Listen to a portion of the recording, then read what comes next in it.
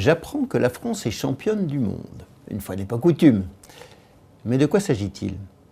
En fait, ce n'est pas une très bonne nouvelle.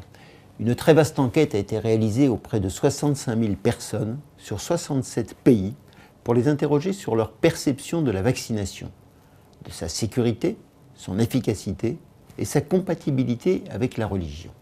Et bien, résultat, les Français sont ceux qui doutent le plus au monde. En Asie du Sud-Est, en Afrique, en Méditerranée orientale et même en Amérique, on est plutôt confiant.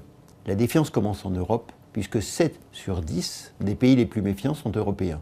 Et parmi ceux-là, la France tient le pompon. La moyenne des sceptiques est de 13%, tous pays confondus. En France, ce sont 41% des personnes interrogées qui pensent que les vaccins ne sont pas sûrs. Ils sont près de 20% à douter de leur efficacité. Et plus de 10% considèrent peu important les vaccins pour les enfants.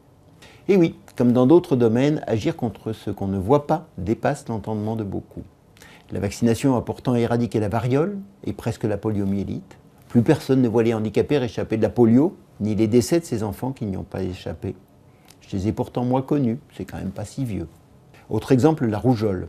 Dans les pays où elle tue des enfants, en laisse d'autres lourdement handicapés, et fait traverser de douloureux épisodes fébriles aux familles, on est moins difficile. Par exemple, le Bangladesh et l'Iran n'ont qu'une personne sur 300 pour trouver la vaccination sans importance pour les enfants, là où nous en avons une sur 10.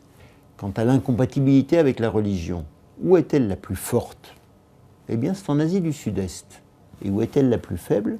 Eh bien, c'est en Arabie Saoudite et au Brésil, pays dans lesquels pourtant la religion ne manque pas de poids, même si ce n'est pas la même. Nous ne jugeons pas les opinions ou les convictions.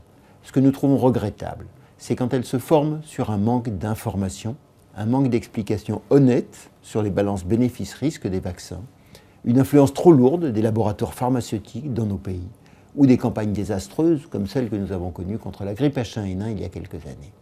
Sans juger, on peut regretter que la méfiance s'appuie plus sur des émotions ou des croyances que sur des faits largement démontrés, car eux, ils ne laissent aucun doute sur l'intérêt des vaccinations. Ceci dit, pas toutes les vaccinations, pas n'importe où, à n'importe qui, ni n'importe quand. Il faut peser les indications. Alors, oui à l'information et à la décision réfléchie, mais non au refus de première ligne sans faire l'effort d'écouter et de comprendre. Merci.